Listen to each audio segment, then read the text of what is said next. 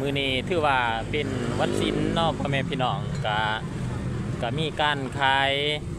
ดอกไม้ทูบเทียนคั้นหมักเบนเดี๋ยวบ่าหน่อยย่างเข้าไปเบิ่งไกลๆเนาะถือว่าตัวนี้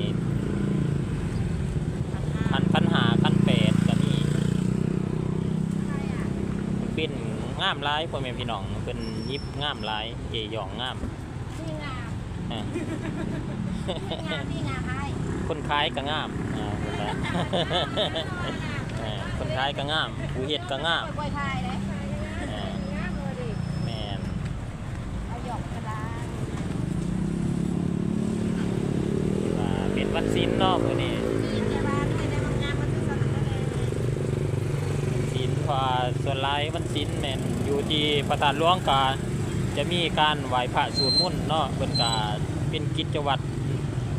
เฮ็ดเป็นประจำเห็นว่าพวกญาติโยมหรือว่าพุทธศาสนิกชนเพิ่นก็จะพากันลงมาไหว้พระประมาณ5:30 6:00นี่แหละ